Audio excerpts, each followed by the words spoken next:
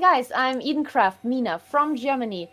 I'm here in Cineworld podcast. I'm professional cosplayer and I hope you enjoy what I'm talking about.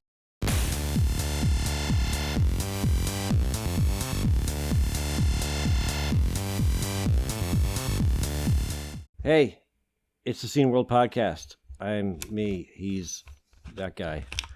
And in a minute, we'll be talking J-Popcon with Ida Bjerring Winkler. That's just in a little bit. Before that, we got a little bit of news for you. We'll try to keep it short because we're busy people. Oh, nice. Okay, so start. Okay. First thing that I have on my thing here is that the Pymiga 5 art contest has opened up. It's a Chris Edwards restoration project, I guess. Entries are being accepted until late October. I'm not sure. It's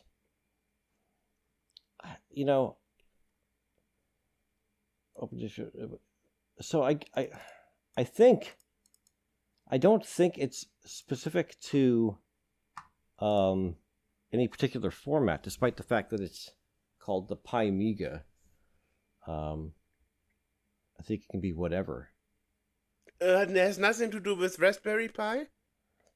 You get there's the Raspberry Pi is the winner. The top winners will receive a Raspberry Pi 500 with Pymiga 5 pre-installed. Secondary will get a Raspberry Pi 400 with the same setup. Nice. It says each participant can enter up to 2 original boot screens, 8-bit 1024 by 768, and 2 backdrops, 32-bit 1920 by 1080. And there is a and Nice. there's I don't see a site for it, but there's a YouTube channel. So yeah, so go there for further information because I don't have it all in front of me for some reason. Okay. So there's that. There is the next thing Just I've send got. me the YouTube link and I will put it in. Yeah. There's a have you heard of this the Commodore 64 AI module? Not yet. Okay, so it's this was premiered at Security Fest 2025 in Gothenburg, where 2 guys revealed a fully functional Commodore 64 AI cartridge powered by a localized large language model trained on a 400 books data set. It runs offline, draws power from the original C64, and delivers real-time responses through a user port connection. Nice. So, yeah. So that's interesting. I don't know, again. So I can gather if it's going through the user port, it's probably pretending to be like a terminal, like a modem kind of. It doesn't use the expansion port. It's that user port, right? Yeah. And I guess that makes it more compatible with like not just like the C64 and 128, but also like the VIC-20. Because it's just a user port thing, which then you would think that actually if it's that, then it should be able to work on anything with an RS-232 because the user port is kind of just a really kind of jacked up RS-232 port. So there was a demo, and I guess the module answered Commodore specific questions with detail. When it was asked something outside of its domain of knowledge, it just kind of was like, nope. So, yeah, I don't know where really you would use this sort of thing, but okay. I feel like it's kind of like the ongoing, like there's an Amiga ChatGPT client, and there's all there's so many people making kind of like ChatGPT interfaces for things. And it's just it's cool, I guess. On the other hand, like this is interesting because this runs offline, right? A lot of these things, a lot of these a lot of these front ends for ChatGPT that are made are kind of they connected to the internet, and all the Right. work is being offloaded to some other machine, and then just the text responses are coming Right. back, which that makes sense. This is self-contained. There's no, it's its own little AI thing running, and nothing has to be sent out, which is nice. A data set of 200 books doesn't sound very 400 books. large. 400 400 books. books. Okay, doesn't sound very large though. Hmm. I don't know. Yeah, it doesn't. It doesn't. But Depends I on mean, what kind of books. yeah. Well, and that's you know, it's powered by a miniature Linux box. It's a single board machine with 8 gigs of memory. And I guess it's able to run like an LLM locally. Mm-hmm. And it's fairly obscure. I don't know. They fed the model content from over 400 Commodore 64 related books, carefully extracted via OCR and processed with ChatGPT's API. Mm-hmm. So it speaks fluent Commodore. Nice. So this might actually come in handy when those people ask ChatGPT to like give me like program a game for the C64, and it gives you it gives you a program listing that looks convincing but is nonsense. I tried it myself. Yeah. I use CBM Studio 64, and I asked it to code a hangman, and my basic knowledge is very basic, and even I noticed that it just makes up commands. Yeah. That is Yeah. not part of Basic 2.0. Right. Or it calls memory locations that don't exist or whatever. It just doesn't quite have it. So this might be better at that, I guess.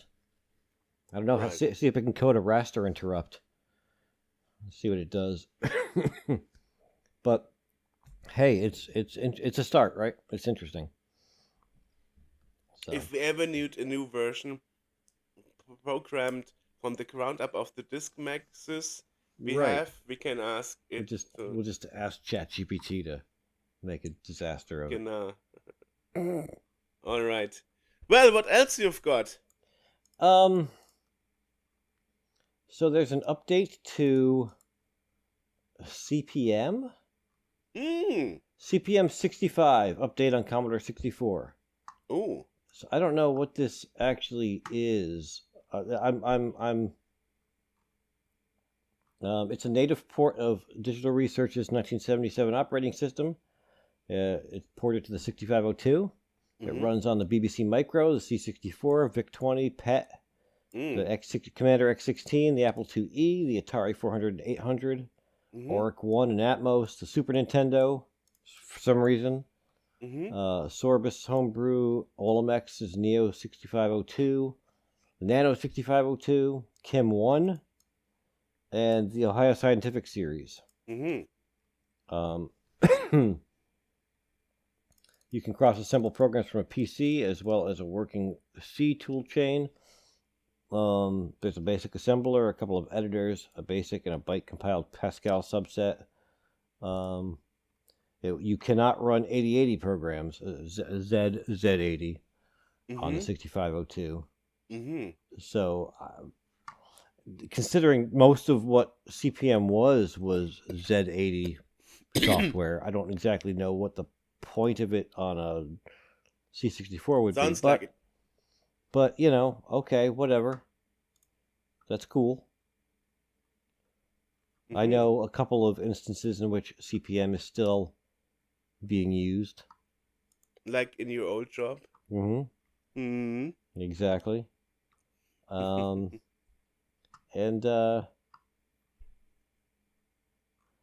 there's and finally, Retro Bertie has a new build, and there are files for building and operating the information for building your own and working it. It's a Retro Commodore Bertie. Yes, he has he has designed a C64 digitizer based on Ah. Scantronic's original still image video capture hardware. Oh yeah, I know Scantronic. Yeah. Yeah. Yeah. So it doesn't Yeah. capture motion video, but it is really good at digitizing still frames. Nice. Um, so yeah, so that's there as well. So that's pretty awesome. I always wanted one of those when I was younger. I wanted like what was it, computerized or something, where you'd plug in like your like a VCR to it, and like you could capture like a frame from that. Yeah. Nowadays with digital materials. Nowadays, it's trivial to convert from whatever to C64, but back in the day, it's that would have been. But even then, it's not that. That's kind of a lie because you'd get like a multicolor image, like your fat pixels and stuff, and it like usually those digitizers didn't really understand like the how the color cells worked. So if you tried to do anything to it afterwards, if you got that file and then we're like, okay, I'm going to edit a little bit, it never worked because of the way that it handled like the colors were all jacked up from one cell to the next, and so like doing anything to it was Color like clashes. yeah, it was such a pain in the ass to figure that stuff out and work with it. So yeah, so it probably wouldn't have been. In theory, it would have been fun, but in practice, it probably would have sucked. So, Hmm. so yeah, those are my news Okay. items. Well, I got 3. Okay. Yeah. So 10 years ago, we have been part of Film and Games, the exhibition from the Frankfurt Film Museum, Right. and that was the program for the evening of the museum was organized by Olimtronica, and we have been a part of it. And that was Having guest our Tron guy, Twitch. right? Exactly, we had Tron guys, we had Crystal Herring from Mm-hmm. Twitch, we had 3D Realms, which you unfortunately missed. Yeah. And we had Peter Smith, the good old demo scener, Mm-hmm. and yeah. And last weekend, Olimtronica was organizing another event, and that was called Hessen Crash, which was also in Frankfurt, and it was an e-gaming event. And they Okay. All made right. an announcement how it went, and so they wrote that over 360 active competitors from 24 nations and countless guests and esport fans, as well as the start of the new conference, Pixels and Profit, was the event Hessen Crash 22 from the 20th to the 22nd of June, so last weekend, as Mm-hmm. of this recording. And champion was Izzy Lee from South Korea, and he was the champion in the tournament for Fatal Fury City, which is a fighting game, Right. Right. and well, and he qualified himself for the Esports World Cup. Hmm. And his companions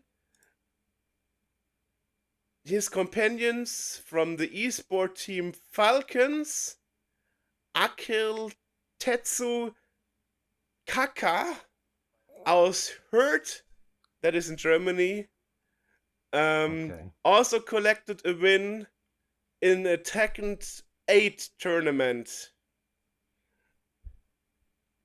Okay. for the so he gathered points for the Tekken World Tour.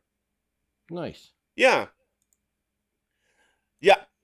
So after all, there have been 13 disciplines, which were Street Fighter 6, Tekken 8, Fatal Fury City of the Wolves, Super Smash Bros. Ultimate, um, Grand Blue Fantasy versus Rising Arc World Tour Gold event.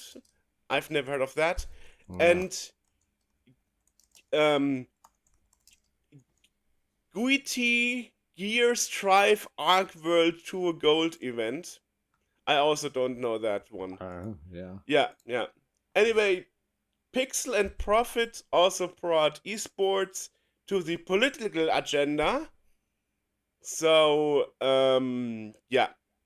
So, so also politicians from certain fractions, like the Christian Democratic Union, also had been part of the event and held some speeches about well, the support of esports according to certain states of Germany and so on. So, we will link to the press announcement so you can read more about it. But Cool. all in all, it was a pretty interesting and successful event. And it was also important because it was the 15th anniversary at the same time of this Nice. event. Yeah. Second news is I got news from LEN, which is the manager of Maytree, the Mm-hmm. South Korean a cappella group Right. that we interviewed some Decembers ago, and she told me that the the group is having success with offline concerts in places like Taiwan and Japan Hmm. through last year into spring this year, and they are also scheduled to appear in Japanese TV programs at the end of the year. So Okay. our pan Asian activities are going strong. Yeah. Cool. Also, Maitri started to have a deep interest in environmental issues. So they also released albums to cover this topic. And so there are two new projects to support the environmental issues awareness. One is called Water in the World, and the second one is Missing Bees. Okay. Yeah, yeah. And also, the third update Yes. changes to our social media channel. So they continue to upload in the main channel, but they also want to bring new content and bring more joy to more people.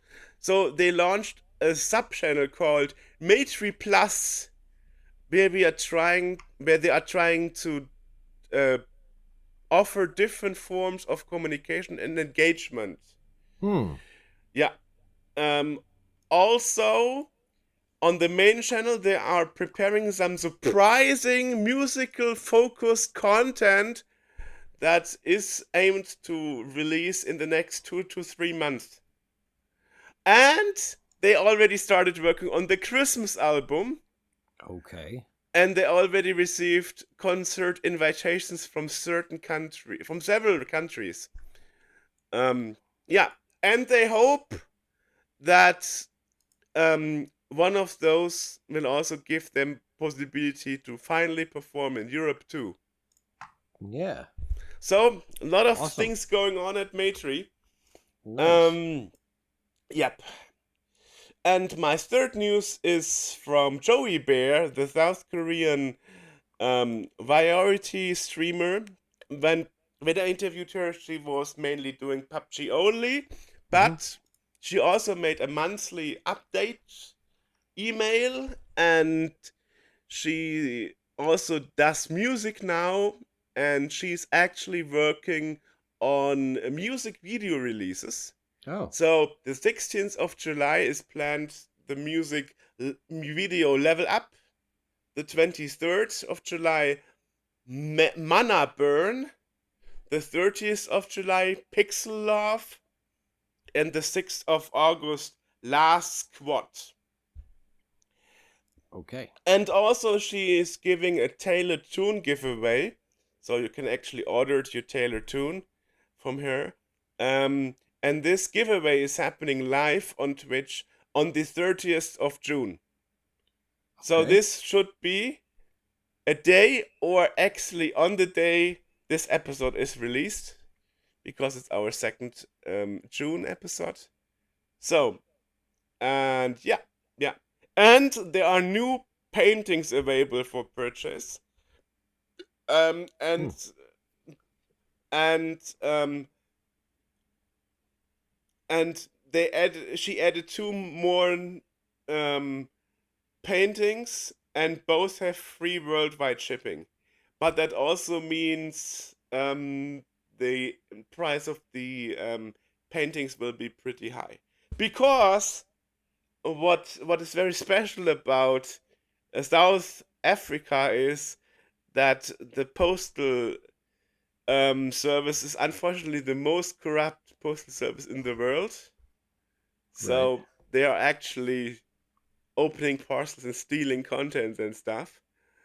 So, and for paintings, which are real paintings, on special On canvas, yeah.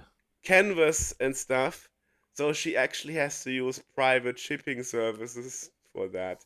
So that means hundreds of dollars just for shipping, Yeah. because she can't use the normal postal service for the normal official rates, because then this simply wouldn't get shipped.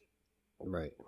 It's amazing, but that's unfortunately the reality when you ship something from or to South Africa. There are various articles about the corruptness and unreliability of the South African postal service. Yeah, Yeah. and those three bits are my news. Okay. Then we should take a jump over To Copenhagen and learn about J-Popcon. right. Bam, bam, bam. Yeah. So today we are with another guest, and today it's Ida Bjerring Winkler from J-Popcon.dk, which is actually a J-Popcon in Copenhagen, Denmark, right? Yeah. Nice. Yeah. And perhaps we should mention it a bit. You came into the picture because, well, 10 years ago, actually.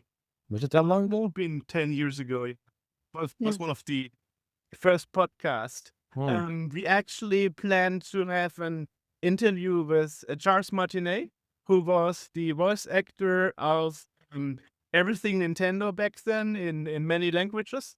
And I remember that he said, we can do the interview, but I'm on an event in Copenhagen on this weekend. So you have to heckle with the organizer if I can get free time from the convention. So in the end, Pierre Sørensen, at that time main organizer, actually cut short a panel for us, so he could do it after the panel, before dinner, and have an interview with us in his hotel room in Copenhagen. And That was March of 15, so yeah, it was 10 years ago. you see, and unfortunately, you told me that first he left the organization, and then he actually unfortunately died. Yeah. And well, we always had the plan to make an interview about the Japanese pop culture at some point, and now that's why you are here. I wonder, can you talk about what labs actually to exist? Because it's quite a shocking message. I mean, you are not expecting this kind of message. No. So I don't know if you want to talk about that, or if you can share about it. I can't share a lot. I didn't know Pierre very well. Okay. I think when I started my first year as a volunteer was in 2016, and that I think was his final year. So I only briefly touched base with him. So I never really got to know him, but I know that he was a very integral part of J-Popcon for many, many years. So I don't know much about what happened, and I don't think I can't really speak about how he left. But it was also really, I think, sad to hear. Like, it was a shock to all of us when he passed. We when we learned it, I think it is a few years ago now, and it was a shock mainly to we are a lot of organizers who are still a part of the convention, who has been a part of it for many, many years and who knew Per very well. So it was a shock to a lot of people that he quite suddenly passed. So And is this how you took over as the main organizer? then Or no, that was it. It wasn't. When I started, I was 19, so I was still very, very old, and I did take on a team leader role quite quickly. I think from 2017 I've been a team leader at J-Popcon. And then it was just like a leadership changes around, I think, 2019. That I think it was very like organic when I took over. It made sense, and I was the festival leader for, I think, nearly 5 years. Recently stepped down, but I'm still a main organizer. I'm still a part of like the top layers of making J-Popcorn happen. So it was quite organic, and it was just like the changes within the organization was like it made sense. There was no like takeover or anything. It's I think the people who took over from Pierre was already like on it back then as well. So what do you mean by you stepped down a bit?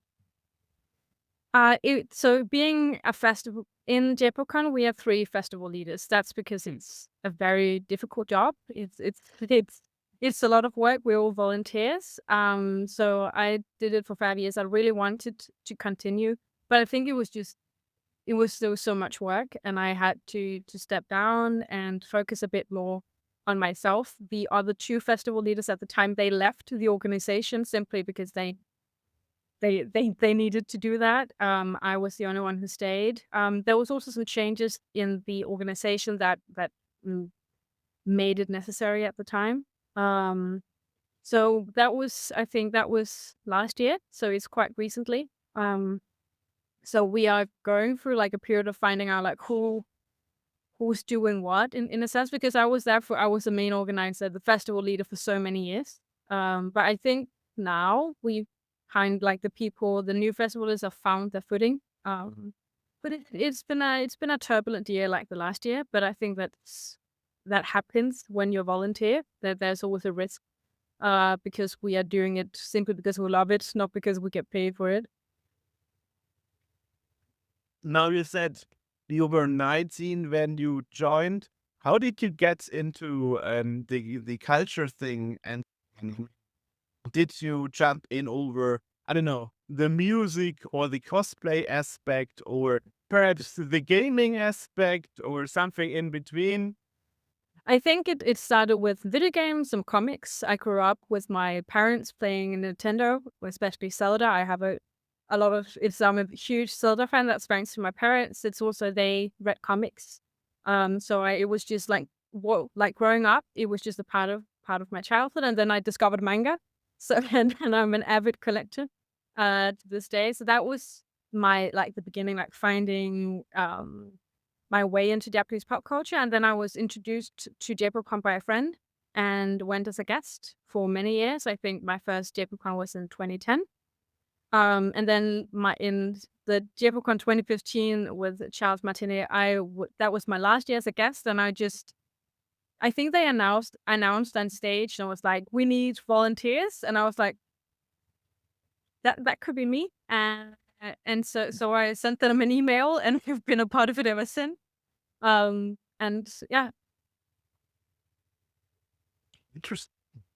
It's quite interesting. I mean, the Japanese touch it's not something you would connect to the scene in Denmark for some reason. But I saw on Wikipedia, actually you are the official branch of the whole J-Popcorn franchise in Denmark, right? So this is a franchise that is originating from Tokyo, if I read it correctly, and you are the Danish branch. Or did I get the Wikipedia entry totally wrong? No, I think we are. There might be a J-Popcon in Tokyo, but that's not what we're based on. It was a guy called Rasmus who founded it in the year 2000. I don't know if that's on the Wikipedia. But I think he told me, I spoke to him recently, a few years ago, where he told me he went to a convention in, I think, in England, somewhere in Birmingham, like in the late 90s, around year 2000, and he met someone who lived a few blocks away from him, and he was like, that can't be right. I don't, why do you have to travel so far to meet someone this close to me? So he started J-Popcon also too, because it was more difficult to meet people, it was more difficult to watch anime. So I think we had a cinema. It was a very integral part of J-Popcon. We don't have it anymore because it's so easy to find anime these days. But that's like the foundation of J-Popcon. He has never told me if he was inspired, like the name, from something in Japan. But perhaps. But we are, like, as far as I know, like very, like 100% Danish founded.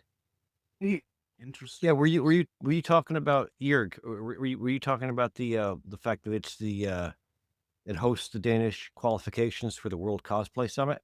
Yeah. That's Okay. probably that's the reference. Yes. We did that for many years. We don't do it anymore, unfortunately. But we did have it for more than 10 years. Yeah. Yeah. Well, the thing is, to my defense, the English version of the Wikipedia article seems to be pretty much incomplete. Yeah. It's not a big article, yeah. No.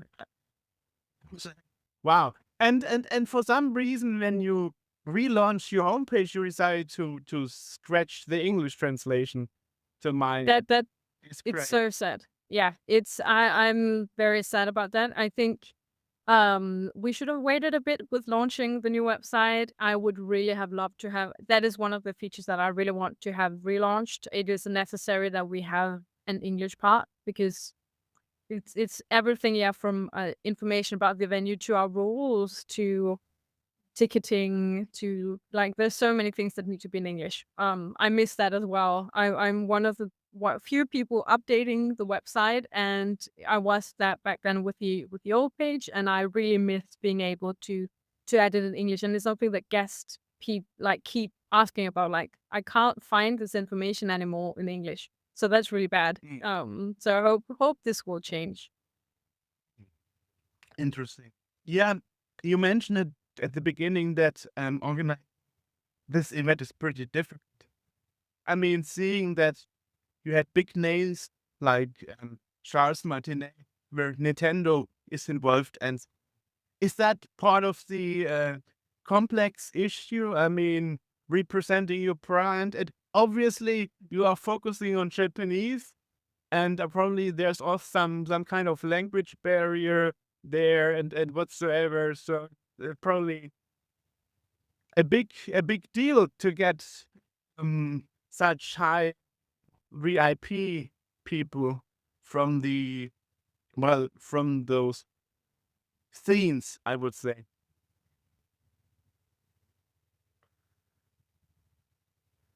Cool. But I definitely, that's a difficult part. Like, both finding the right VIPs, and then of course, having such huge names like Charles Martinet, or any, like, we have a lot of voice actors, but I think we also changed a bit the last few years. We've had a lot of Japanese guests, and there's definitely a difficulty with the languages. We have a lot of volunteers who speak Japanese.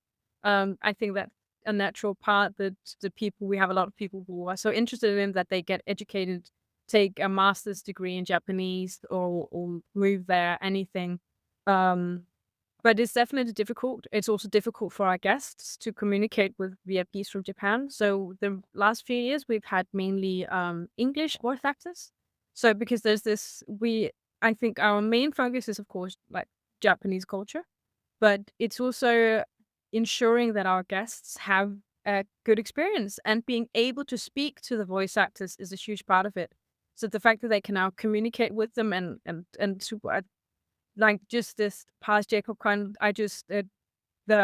we had a voice actor from the US and he was in our artist alley and he was swarmed all the time because people wanted to speak to him. And I think that's a really important part of being a guest. You can communicate with the VIPs. So that's definitely difficult, finding the right people and ensuring that everyone has a good time. And I think the main difficulty about J-Popcon is that we are volunteers. It's a beautiful thing. It's something that makes J-Popcon really special, and every event who's volunteer based. But it's also very difficult. It's like a two-edged sword, you'd say in Danish. I don't know if you can say that in English, but it's you. Two-edged sword? Yeah, sounds yeah. it sounds reasonable to me. It's as many double-edged. Yeah, double-edged sword. Same thing. But yeah, so it's definitely because I'm one of like volunteers who put many hours into it. When I was a festival leader, it was a second full-time job that I didn't get paid for. So when I came home from my normal full-time job, I would have to get started on my J-Popcon hours. And I think that's the difficult part about being a volunteer, like time management. When you can just keep on working, there's always something to do. And there will always be the case that some people do more work. So it's a tough job. And I think the Danish scene, we need to be more aware that it's volunteer based. I think our guests have a tendency to forget it. And I think that's just how it works. We have big events that are corporate based, and then it's easy to forget that even we are very big, so people forget that we just do this because it's fun and we like it and we love Japanese pop culture. So that's the most difficult part, I think. Which actually is surprising. I mean, it must be a commercial event. I mean, yeah, I mean, if you have big names like you just mentioned, somebody has to pay for travel expenses, hotel, flights, and so on. And then to hear that the three main organizers, as I said, are not getting paid, that's quite surprising. Isn't it breaking even at the end, so that there is some spare budgets that could be, I don't know, thrown out? No? Yeah. No, I would agree. It has been discussion.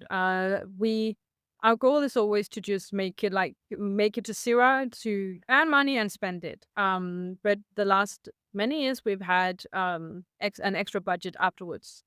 We've earned money on doing J-Popcon, and then we don't invest it as much as we could in our volunteers. We mainly invested in J-Popcon, the physical event. But I would also argue that investing in your volunteers would be investing in J-Popcon.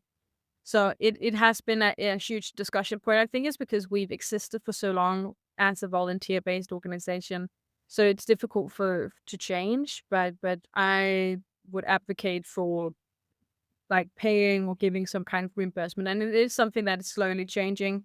To have at least our festival leaders, the ones putting full-time jobs into it, for them to get paid. But currently they don't. Interesting. So how is the process? How is such a J-Popcon event usually organized? Is it like you are meeting and then thinking about who to invite as a special guest, who to improve, who to contact? I mean, you probably have also connections to certain, as I said, voice actors and so on, and then, well, probably run the calculation. I mean, there must be an advantage to be around since 25 years, because I guess companies like Nintendo are not going to say like, yeah, we send our people over, no problem.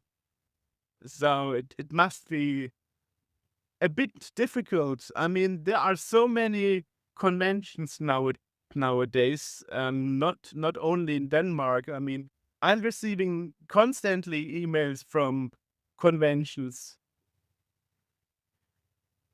I think the Danish cosplay or convention scene is quite small compared to many events or compared to many countries. I think we lost our J-Popcon is the largest one, and then we have a lot of small conventions, and then we have the corporate ones who are of course very very big. Yeah, it comes with an advantage to have existed for 25 years, and it comes with an advantage to have had a great history. I think I do a lot of cosplay work as well with our cosplay shows, and a lot of our cosplay guests just want to attend because it's J-Popcon and they've heard so many great things about being a guest at our convention. And that's thanks to, 25 years of really great work. And I think connections are, and networking is a really big part of it. So it is very much like when a convention is finished, we take perhaps a month where we are sick and can't do anything because it's super difficult. And then we get back into it. And then it's finding like, okay, who will we have as guests next year? Who do we know? Does anyone know someone who knows someone? We look at like what's popular, what animes are popular, who would people like to see, and what would people like to experience. And then we start like slowly contacting people. There's of course a lot in this like pre-planning period where it's like focused on budgets, planning, yeah. So and figuring that part of it out and ensuring that we have everything that we need to make it work. But yeah, so and of course guests is only just a little part of J-Popcon. They will have to do events. I do all printing at the entire event. That's a lot. So then that takes about a year and like branding, PRs. And that's again just a little part of J-Popcon. Hmm. Right. Is it's a so it's a largely a Danish convention. Are the attendees mostly from the area, or are they from all over Europe? Well, I think we do have quite a lot of international guests just attending. I think we have mainly Danish and Swedish guests. I think that's it, in terms of international guests. I think a lot of people coming from Sweden. It's you can take the train, and it's super easy. But I do think we have quite a lot of in that Spain, especially Europe. And both guests, vendors, artists in our artist alley are coming from Europe, also the US and Canada. So that's super exciting to see it grow. I think that's the sad thing about having a website currently only in Danish, because we do generally speak English at the convention, like our opening and closing ceremonies in English. Our convention guide is in English because we know we need to, like everyone needs to be able to read what's going on at the event. And we do have quite a lot of international guests just attending the event. Okay. But I think it is mainly Danes. Like that is our like the biggest like demographic like in terms of that nationality. Of course, Copenhagen, but I think people are coming from the entire country. And I also think that English is such a like the young people these days speak English with each other. So it just makes sense for us to continue in English, because I meet so many like of our young guests who just speak English to each other as like instead of Danish. It's strange, but it's interesting to see what's happening with our like targeted demographic. Which leads to the question, as I said, you wanna step down a bit and take it slow. Is that a temporary plan? I mean, you are still sitting here and doing this interview with us, and is there a plan to have somebody take over? I mean, you said at the beginning you have currently like 3 main organizers. I'm assuming you are the lead so far.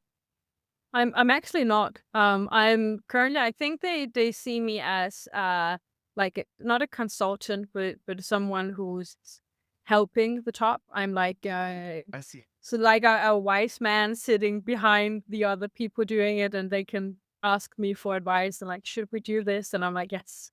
I think we are few. I think we are currently 3 supporters. And then we have 3 others doing festival leader work. So I'm stepping up a bit from what I did last year.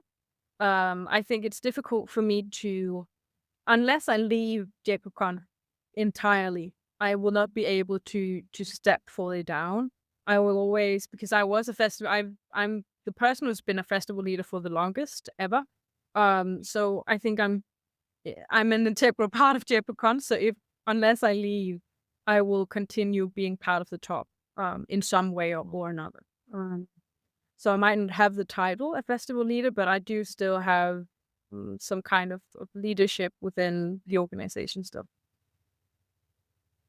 Quite interesting. Yeah. Especially because, as I said, 29 is still young, so it's quite interesting. Be the longest and also probably one of the youngest at the same time. Yeah. Yeah. So what's actually the future plan for J-Popcon as a whole? I think currently we've been like based in Digibyen and for many years now, since 2010. And I think our main goal is to stay there. A lot of people have asked us to move to a bigger location or a different location, mainly because it's also an expensive convention. It's in the center of Copenhagen, and that's also something we love. So we would like to stay there and just improve. That's our main goal. 2 years ago, we switched the entire layout of the convention, and we want to make sure that this just works and becomes better and better. So that's currently what we would really love to see. To also become stable, also in terms of like a budget. Just it's been so nice to see that we have extra money every year to put into the convention. To keep on doing that, to become like a healthy, stable organization, I think. And I think also probably a main goal is to stabilize the volunteering base. It is the most difficult one because we do have so many amazing people putting work into J-Popcon. So I'm completely sure that we can stabilize J-Popcon as an event and become even better. But the volunteer basis is definitely the most difficult that we would like to improve on. So it's not growth. We don't want to become bigger than we already are. We were sold out for the first time ever this year, and I think that's what we'd like to do, to become sold out quicker, to grow in that sense, but not grow like and expand in terms of size, because we're very comfortable with where we're at. As like the largest volunteer base, and then we have like the huge corporate events. They can do the 30,000 plus people, and then we do 15, and that's fine. I mean, if I look at the convention scene, especially since 2022, with the crisis economically worldwide and so on, I saw that other conventions, for example, AnimeCon in Birmingham, UK, they made the fees lower. Like now without early bird fees, so you get the ticket cheaper even if you buy it late and so on. Didn't you have the issues with dropping support or visitors or vendors because of the economical hits worldwide? I think vendors was briefly an issue right after the pandemic, but I think we didn't see it in our guests. I think people came back stronger after COVID, and people crave the physical space and go back. So we've only seen growth, even with the numbers of attendees, and without dropping our prices. We've honestly only I made them higher. Yeah, I mean, Denmark is Denmark. I mean, the Scandinavian countries are some of the most expensive in Europe. So Yeah. But also, I think for a long time, we didn't change our prices. We kept them low whilst our bills got higher. So we had to adjust our prices to follow with inflation because we weren't for many, many years. So I think we are definitely an expensive convention, but Comic-Con just announced that they're coming back to Denmark, and that the tickets are cheaper than us, but they're also only a 2-day event where we are a 3-day event, and they're only a bit cheaper than us. And I think it's very, and in terms of Danish prices, it makes sense because everything else is also expensive. So, and I think we do get some complaints about ticketing prices, but again, yeah, we always get some. But I think it's honestly really amazing I do most of the PR work or the comments when like replying to guests. That's me most of the time.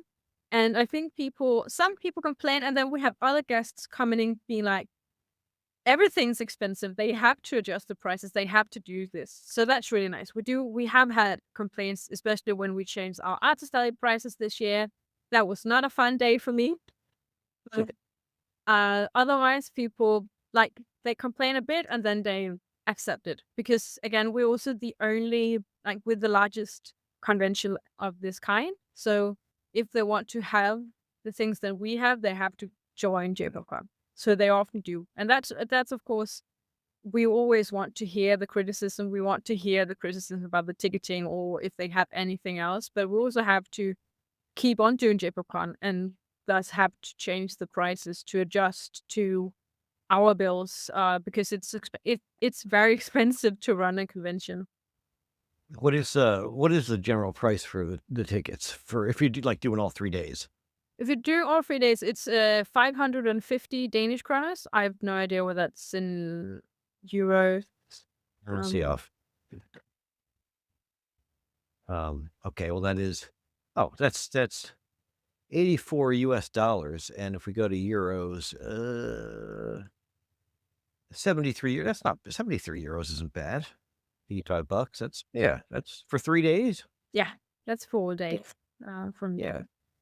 I think it's also in terms of perspective. I think people remember fondly when the tickets were 350 kroners, but things have changed. And I think also when you look internationally, it's probably very similar, if not even cheaper. And you don't have to pay to visit our guests. And we have very few events that cost money to attend.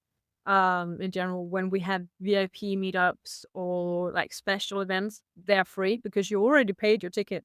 So now you can go to these special events. I think we do have some that cost a bit of money. We do have, for instance, our cosplay show is probably our most attended event. And you don't have to buy a ticket, but you can reserve a seat. And a lot of people do that to ensure that they get to sit and watch it. But that's mainly things that cost money.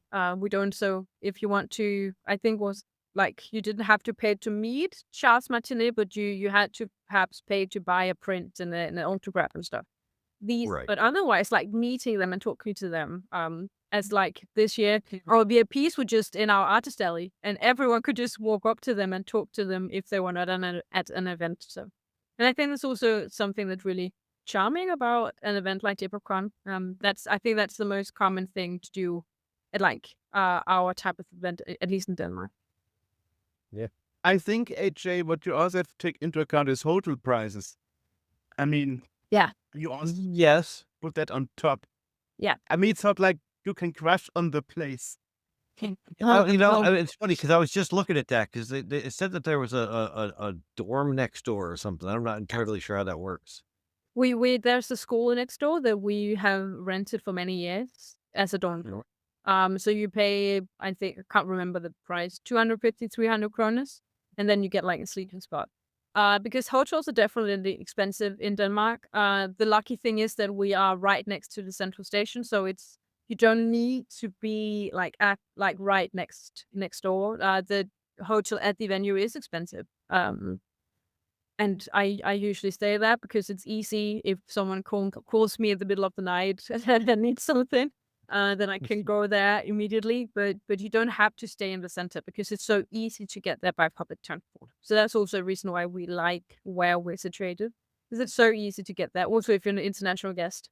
But yeah, hotels are in general expensive in Copenhagen. Right. Interesting. Now I wonder, how does a J-Popcon actually relate to the other Finland themes like K-pop, K-pop, for example? No, is there J-pop. overlap? You're saying? Yes. That I wonder. Yeah. Because, I mean, if you ask my mom, there are lots of difference between K and J. Yeah, well, the one thing is Korean and the other is Japanese. Yeah. Yeah, and it has, I think when I was a guest, there was a little bit of it, but it was not a huge thing. Now it's huge, and it's also a part of J-Popcon. I think when we're planning our event and our program, our guests, we want mainly Japanese. That is our focus. Most of our events should relate to Japan. But we can't neglect the huge, like, other group, for instance, K-pop. So we do have quite a lot of like K-pop related events, and some of them are our most popular event. Because there's just a huge overlap in like what our guests like, and so many people love K-pop. So we do have it at our event. It's just, I think we need to like keep up with the times. And it's also, we don't have a lot of like Western, we don't have a lot of like Marvel related or Disney related. And we see it on like in the cosplay when people show up, because people just do all types of cosplay. But I think like our main, like in terms of events, if it's not Japanese, it's most likely K-pop or like related to Korea. Because it is just a huge growing interest that we can't ignore, and it's so popular. It's insane. Yeah, for example, the a cappella group Maitri from South Korea, they are currently touring in Japan. Yeah. So there must be some overlap in Well. Yeah. So what? Yeah. No. I was just going to ask what sort of things, what kind of like different, and then the word fell out of my head. Like the different things that J-Popcon offers. Like, what can you do if you go to it? So we have, I think when you first enter, the first things you see are our dealer room, where vendors from the entire Denmark and the rest of Europe come and sell different things related to Japanese pop culture. It can be like figurines and manga, but also like clothing and like IT things, Japanese ceramics. So that's a huge part of it. But we also have our art deli, which is super popular, where it's like artists from, again, the entire Europe and beyond, internationally, who come and sell their fan art, fan creations. But it can also be like it could be drawings, it can be, again, ceramics, it could be small creations, knitwear, stuff like that. So that's really like our vendor side. We have tons of events, of course. We have a few different stages and smaller event rooms. We have a maid cafe where you can experience like the Japanese idea of a maid cafe, where we have maids and butlers serving people, playing games with you, and entertaining, socializing with you. We have a few different lounges as well. We have like a creative lounge, which we call the Genki Lounge, an homage to the former convention Genki. We have an 18+ lounge, mainly for just people above the age of 18 who want to take a break from all the noise and have a beer and chill a bit, because everything else is a bit intense. We have a game room, so where you can play video games on both old, like we have arcade machines, we have PlayStation 5, we have like everything in between. We just experienced all different, mainly Japanese games, but not only, like things you can play together. We have a tabletop areas of where you can just play board games or weekend. And then we have our cosplay area, Of course, we have a huge cosplay show. We have one Saturday, we have one Sunday, so that's a huge part of the convention as well. So they have different lounges and bars, and I think that our event program is definitely a main part of our convention, where we try to build stuff ourselves, like have volunteers make different events, but also our guests, of course. It is a huge part of it. People meeting up. So yeah, so I think we offer quite a lot of different things to experience. Both like the more chill vibes where you can just sit and draw, or you can be active, and we have events where you dance, so where you sit down, and we have an auction. Like it's I think we have a lot of like quite a lot of different things to offer as a convention. Yeah, I'd say there's a lot. I'm looking here, I see one at the very end of the list here. Axe bar. Are there actually axes at the bar, or is it no, that's just the name. My mind went to like throw axe throwing. We don't but I have was we like, don't have that. yes. Well, Very cool, but we do have very strict weapons rules. Our reception team take that very seriously. But no, at the bar, it's mainly just like having a beer and sitting down and talking to your adult friends, and which is a very nice space to have. With our main demographic is 12 to 16, and it's amazing to have them. We have a lot of families coming. That has increased over the last few years. But sometimes, as like an 18 plus person, you would like to sometimes sit down and just it's much more quiet. There's of course music. I think there's a party at night and stuff, but it's again, you can't just go in and binge drink. It's very controlled and mainly for like the cozy vibes. Absolutely. right. Oh God, binge drink. We don't have that. What kind of popcorn attack here? That would be wild. No, we don't have that. Yeah. Interesting that you mention very controlled weapon rules and so on. Well, I think that's pretty normal, especially with cosplay when when a lot of times the wardrobe words are not my friend today. When part of your cosplay is basically like like a gun sword or something, like Yeah. you gotta be you can't have one real one in there. Yeah, and it's definitely because people want to be as accurate as possible. And so we do have people showing up with very realistic guns, and we can't have that. We also, because we're placed in the middle of Copenhagen. When you come to the central station, there's a police station at the station. So, and we have had people. The police stops by every year because I think they patrol the area. They're like if you walk not too far, it's not the best area to be in. You shouldn't go there at night unless you know what you're doing.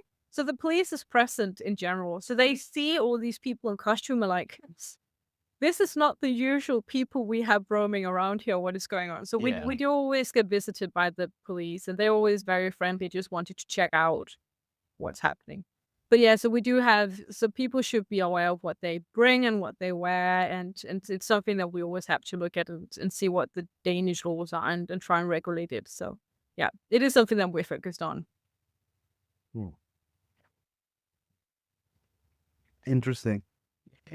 We did have a professional cosplayer on the show before. Who actually does cosplaying for a living.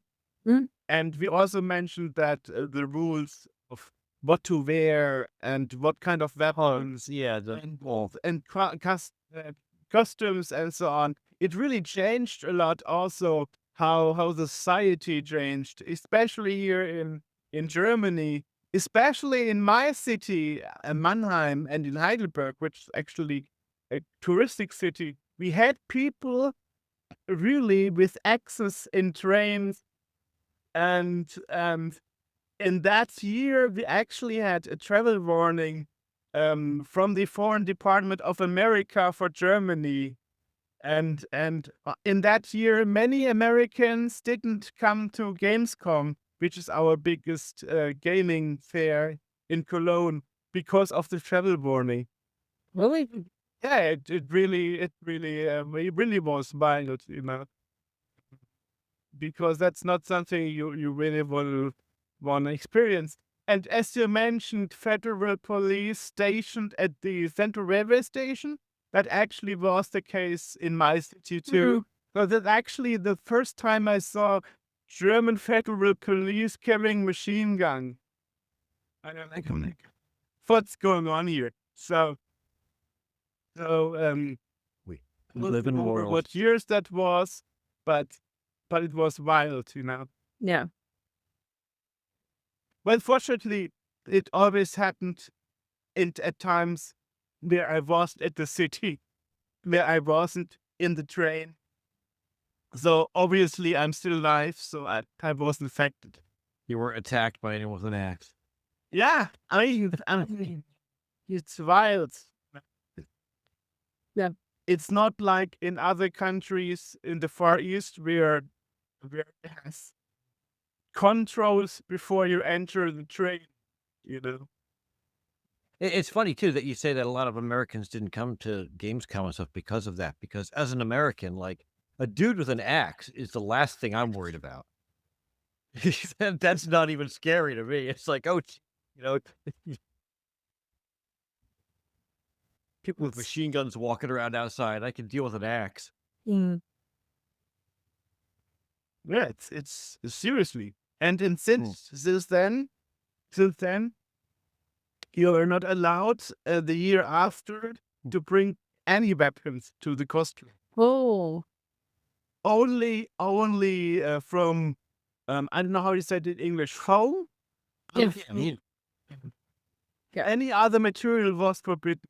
Yeah. So that was really wild. And then of course you have the clothing rules that also became stricter. And but right now, starting from the last year and the year before, it's easing up a bit again and becoming more relaxed, or let's say less strict. Yeah. Yeah. So is it like when you have people on the stage, let's say they are making a cosplay event or present something on stage, is that paid gig or No. also volunteered? So that's when people sign up for a cosplay show act, so like cosplay shows, they do it, they put their own money into it, to the costumes, to the props, and then they're not paid. They often pay to attend, to do it. They pay this year they paid like a cheaper entrance fee to the convention, so they got some discount because of like they put on one of our most attended shows. But we do have to again have it like to make it run. It's a very expensive venue, and you can like Saturday, our most attended day. Our main stage is only reserved for cosplay. We do nothing else because we have so many rehearsals. So it's to make it like make it make sense budget wise. But then of course they all have the chance to win international qualifications. So they put of course a lot of both money and time into it, but then they have a chance to continue on and represent Denmark. But I think it's also I'd say that we're the only current like live cosplay show in Denmark. I think there might be one other at another convention in Jutland. But otherwise we're the only like stage where you can perform a cosplay act, which we think is very sad. We have no interest in Monopoly. We would love to see more conventions host like live cosplay show acts. But yeah, so we do have a lot of people attending because they love it. We are the only place where they can actually do it, and we do it very well as well. So I think we have a very like great international reputation. And I think the last few years we've also seen it in the international qualifications because our the Danish people, they score like first, second, and third places. So it is very nice to see as well that our show is great and our cosplayers are really great as well. That's really what made like a huge part of why our shows are great is the cosplayers. Of course, we do a lot behind the scenes as well with lighting and the like technical part of it. But it's mainly on the cosplayers, and they don't get paid for it. Quite interesting that you mentioned at the beginning you have been a visitor before you became part of the organization. So what did you change to improve? Because you said a lot that you in the recent years you improved a lot, and also you said you restructured the event area. Yeah. So perhaps you can talk a bit about what did you change? Because I guess as a visitor, you always have the mentality like, if I was an organizer, I would change this and that. Because people always prefer to complain what went wrong instead of um, um, pointing out what was wonderful. Yeah, absolutely. We see that as well. I think a big part of like the main changes that's very easy for people to see is the layout. That was one of like my things to do. So we flipped the entire layout in terms of what was placed where. And I think that really improved the convention. It was very difficult at the beginning because we had the same layout for more than 10 years. So people were like, oh my God, what is happening? And people kept like during the event, the first event where we flipped, people kept showing up to the old entrance and be like, why can't I get my ticket here? People are starting to learn it by now that then it's another place. But I think that it's definitely a huge impact on the convention. I think it helped. It feels more like an actual convention, like a much larger scale than it might even actually be because we're still volunteers. We're still the same amount of people making it happen. But we just changed like something. It was a radical change, but I think it really works. I think for me, when I became a team leader to begin with, that was to be in charge of printing or at least our convention guide, because I think it was I'm an editor as like my daytime job. I always loved grammar, so it was really to make sure that we had some pristine looking, grammatically correct things on like both printing and our website, improving that. I think one of my biggest achievement has been the communication, both like within the organization, but also like like our social media platforms. If you see a comment from J-Popcon, it probably says best regards Ida, because I've just become slowly like I got a team now, which is really nice. So I have a few other people helping me, but it's mainly me communicating with the guests and trying to improve like how we speak to our guests and how we speak to each other within the organization. I think I've had a huge effect on that, which is just saying this, it feels so wrong. It's very un-Danish to kind of brag or tell good, even if it's not bragging, it's just facts. But so it's really weird, but I think that's probably like a smaller thing that's not as easy to see, but it has affected the convention on a larger scale, like how we communicate between different parts of the convention. Yeah. Cool.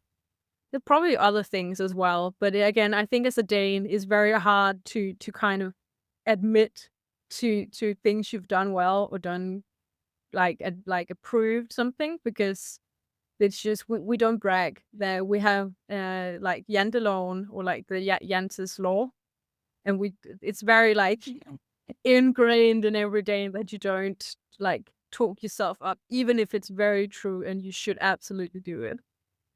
I mean, we are doing this interview to get the real meat behind stuff. I mean, just recently we had an interview with a Japanese developer for games, and he was talking about how he didn't like the work culture in Japan and so on, and that's also very untypical. He was for just more than a game developer. He was a what's the term for it? shut in. Yeah, but there's an actual. Yes. Nito Sochi is his name. You can see it's actually the episode before the last one we released. Yeah. Then we don't say hikomori. Yeah, I Yeah, think yeah, also yeah. Hikikomori or something like that. Yeah. Yeah. Mm. I forgot you are a Japanese expert. So Yeah. from playing. Yes. So yeah. That's a whole other Yeah. Japanese culture thing that it probably doesn't get covered much at J-Popcon because you'd have to leave the house to do that. Yeah. That's just And it's a very big. You really have to socialize to go to the Yeah. event and to organize it. It is very demanding socially. And it's very. It's actually quite interesting that you mentioned how communication was improved since you took over. I mean, we as a publication, I get so many emails from the Comic-Con in Birmingham, and no, sorry, AnimeCon in Birmingham, UK, and I asked a couple of questions via email. I never got any reply. So they're like, why are you sending us the information in the first place if you're not answering any questions in regards to the information you sent? And I also had some email conversations with some convention, a sci-fi convention in USA, and I was like, who in his mind would write emails with one sentence without hello, thank you, regards, just one line. Thanks for letting us know, and that's it. Like, what kind of weird communication is that? So I totally get where you're coming from. Some of those big events, they are over their head, I would say. And you can see how unfriendly and rough the communication is, if it even happens. Yeah. Yeah. And I was like, wow. It's weird. Especially when those conventions contact you first. Yeah. And then like, well, okay. I guess nobody's interested in keeping the communication flowing. So it's really important to be friendly and reasonable. That's actually a key thing. But I see also there's a difference between Denmark and UK, Germany, or other big countries like USA. It's just like, okay, I don't like one convention, I just go to another one in another. Easy like that, you know. So you have a lot of choices to pick from. And as I said, in Denmark, in some fields, you are the biggest one, the only one. So Yeah. it's I think- like people can say, I go somewhere else in Denmark and have the experience, you know.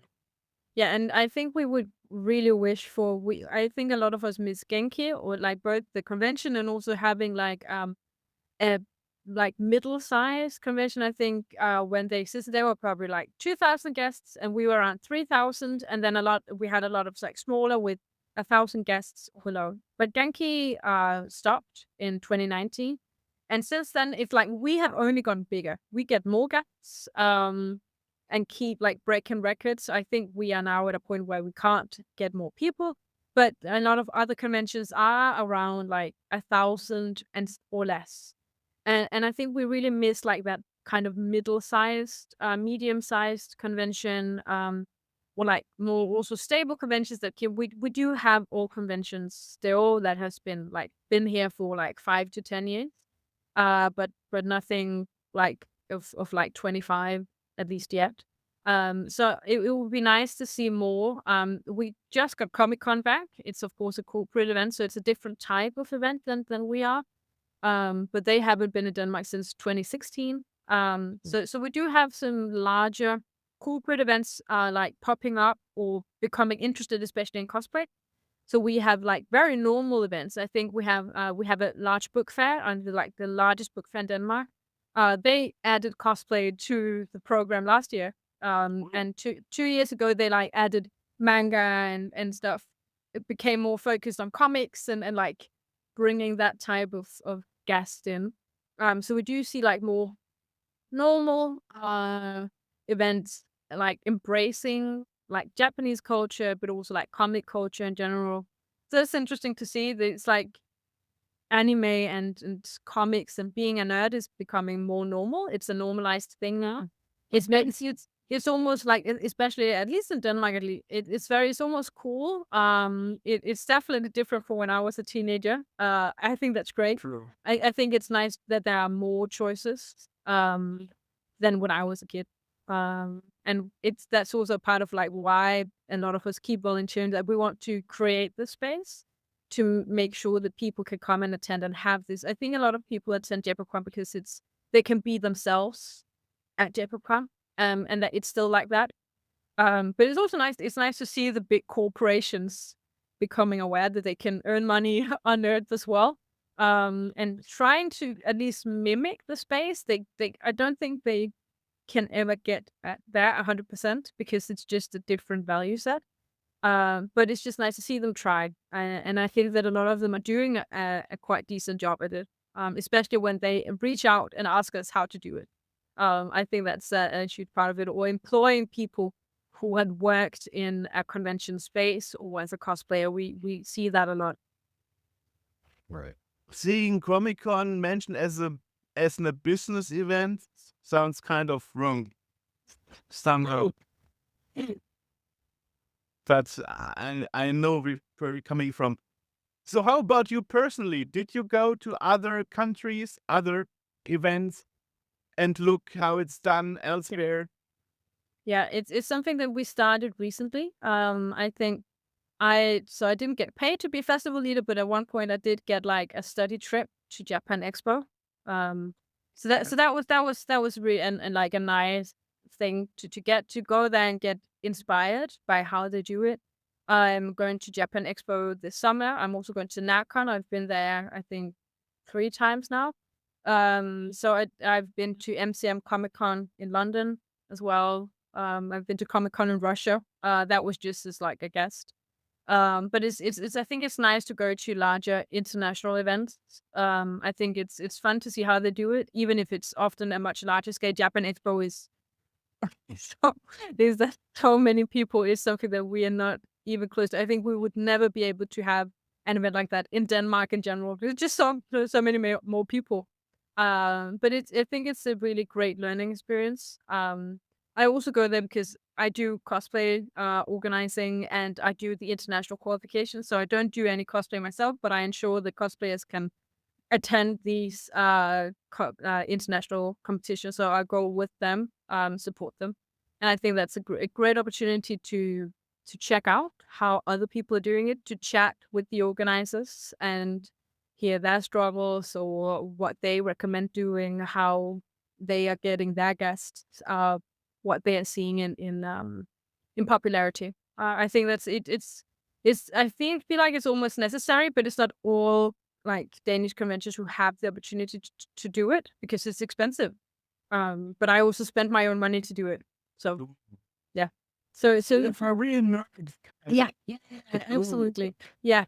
So it's a perk that I can go there as like a representative. So I might get the ticket for free, but I often pay the travel expenses myself and like the hotel. So that's of course the most expensive thing. But I think it's also then I spend my vacation doing that, and I love going to conventions. I'm still a nerd, a big nerd at heart. So it's nice to just go there and spend my hard-earned money that I earned at my normal full-time job that has nothing to do with this, and just enjoy my time with friends there.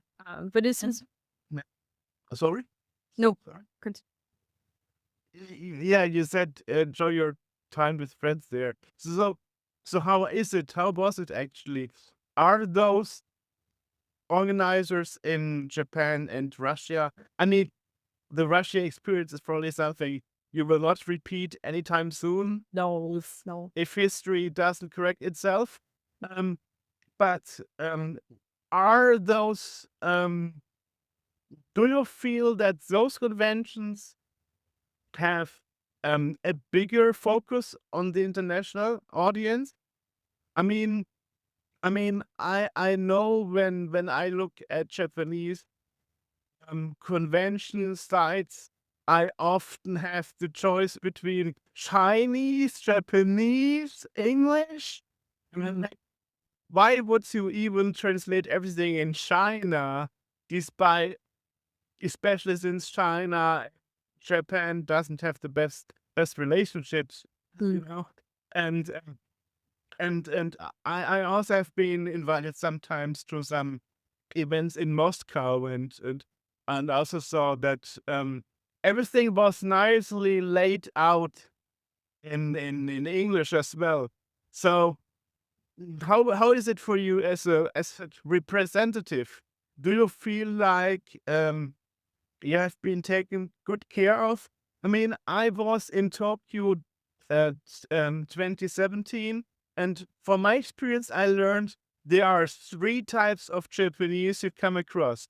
Either they don't know English at all, they know English a bit, or they totally talk you dead because they can't stop talking, and and I'm like, oh come on, give me a break, you know.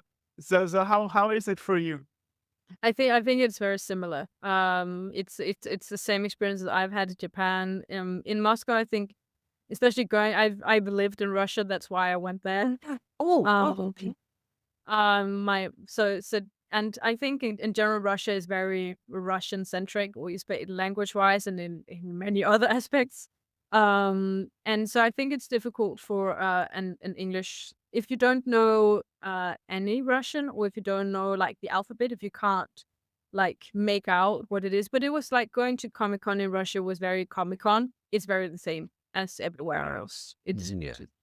It's a large expo, and I think Japan Expo is actually in France. It's the biggest one in Europe of this kind, and I think that's very French. It's very catered to the French. There is it like most of their events are in French. They don't in like the cosplay setting, in the international cosplay setting, they do speak English, but in, like the event itself is very French. Everyone speaks French. So I know French, but if you don't, I went with some friends and they were very thankful to have at least one who knew some French, because most people wouldn't speak English to you, or be like like a lot of the information would not be available in English, or at least for you would have to go through some hoops to get there, that it would be primarily French.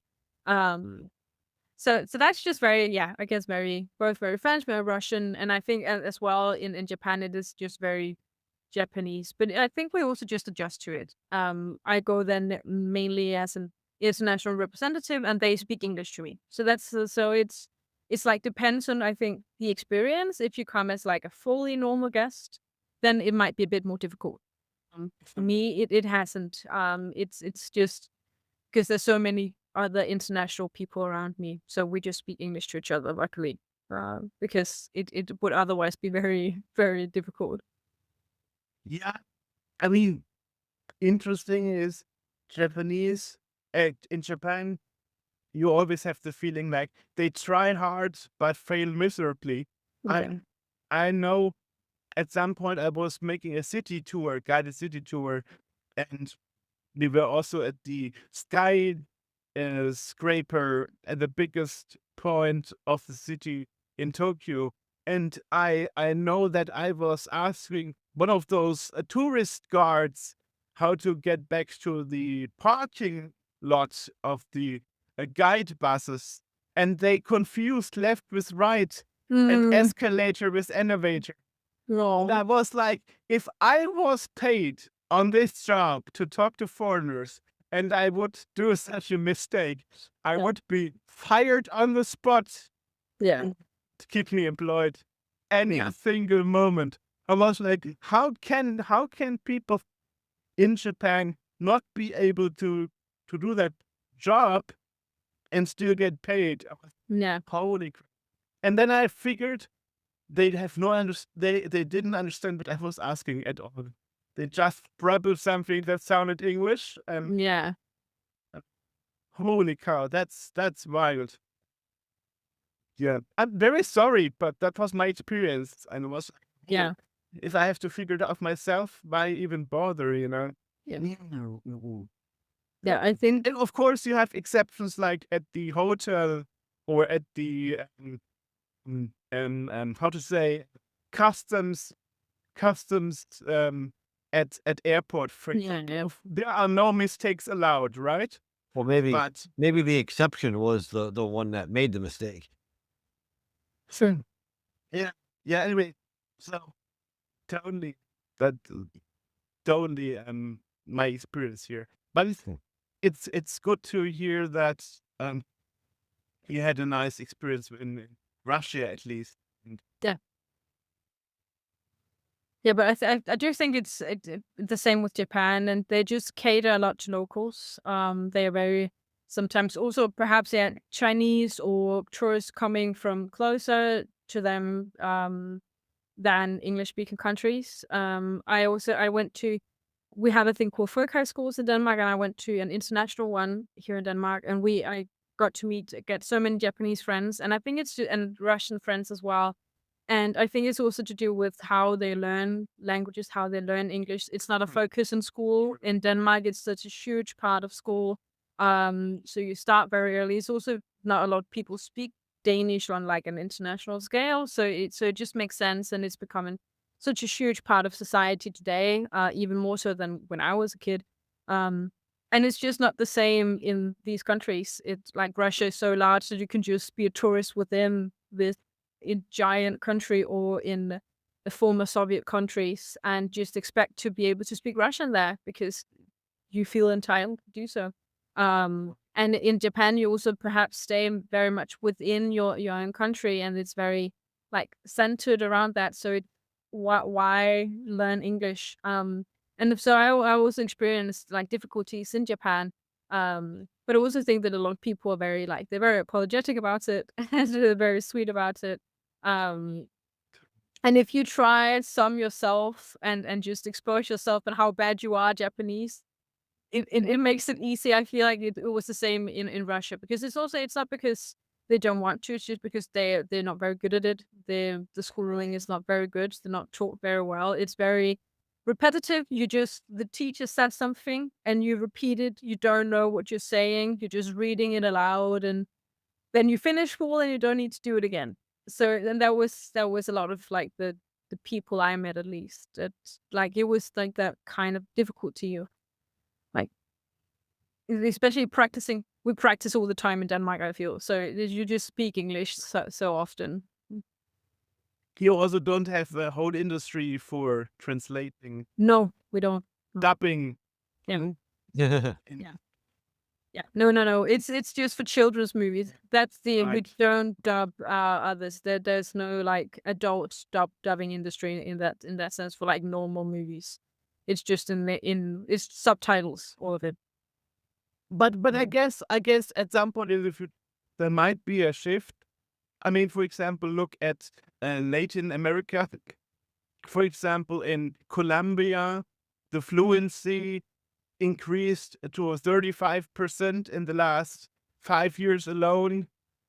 There are more needs for tourist guides and English teachers and so on. And for also in countries like Peru, you have a rise of private English schools. But in those countries, especially Peru, they are actually going to the very extreme that when you go to the best foreign English schools, they actually teach you to get rid of your Latin Spanish accent.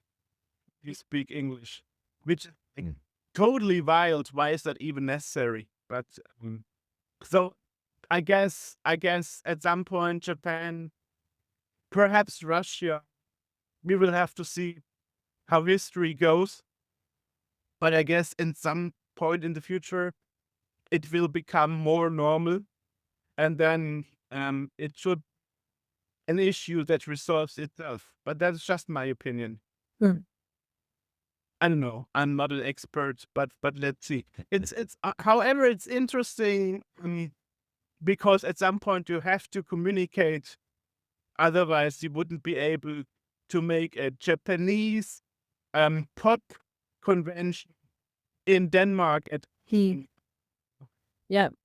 But I think that we're blessed to have so many people who study Japanese. I think either at like a like after school program, but we'd also have a lot of people with university degrees in Japanese.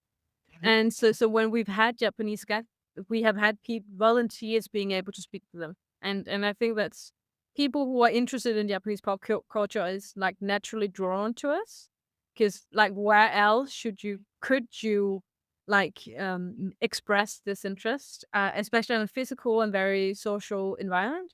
So I think I don't speak Japanese. I know some, but I have so many friends who speak it and speak it quite well. I have friends who volunteered in J-Popcon and who have now moved and like live in Japan, work in Japan.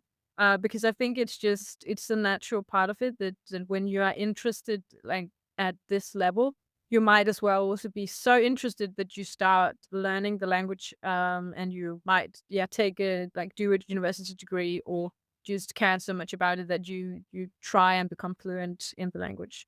So we have quite a lot of people who are quite proficient in Japanese within the volunteer group. Interesting. So you mentioned you are becoming less involved in the J-Popcon event. What's your plan on a nerd level for the future?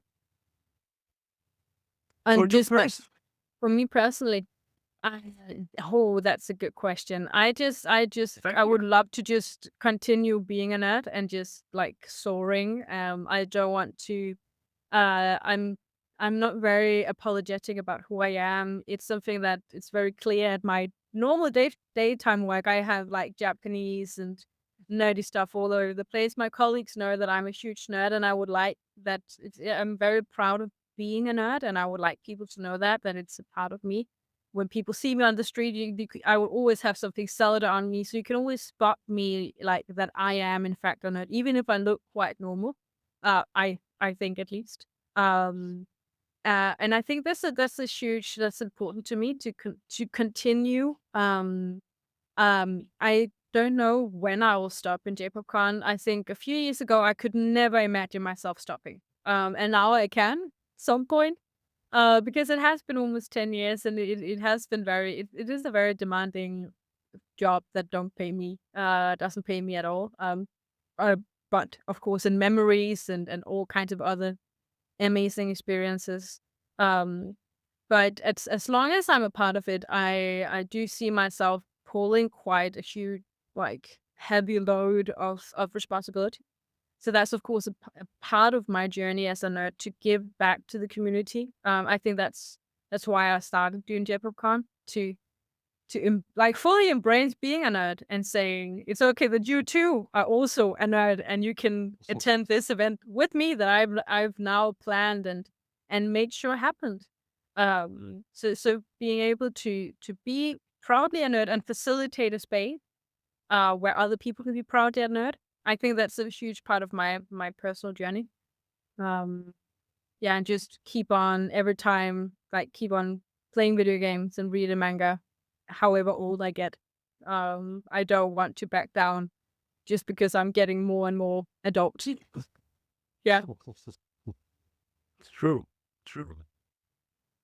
So where can people find out more? Well, when is the next J-Popcon going to happen? It's next year. It's the 13th to 15th February. Okay. So it's like a usual spot the last few years. And they can, of course, if you know Danish, you can read more on our website at jpopcon.dk. Hopefully we will get an English part, like of our website. Otherwise I make sure to post everything on our Instagram, which is also just jpopcon in English. So any kind of new information will be posted in English over there. And our Facebook as well. That's mainly in Danish because the Danes are still on Facebook and follow us on there. So that's where you can find us. And in general, we also have a lot of mails. You can get in contact with us. You will normally find me at the end of some of them. I'm normally the one responding to quite a lot of them, like where I did you guys. So if anyone has a question, it's just finding all our emails on our Danish website and sending a question. We will be there. I will be there to reply. Awesome. Awesome. Beautiful. Well, thank you for sitting with us. Of course, it's been such a nice time. Yeah. Well, Great. Thank you. we broke an hour. Yes. Yeah. Quite interesting. Yeah. Wonderful. Awesome. All right. All right. Bye. Thank you. Sure. Thanks. Bye.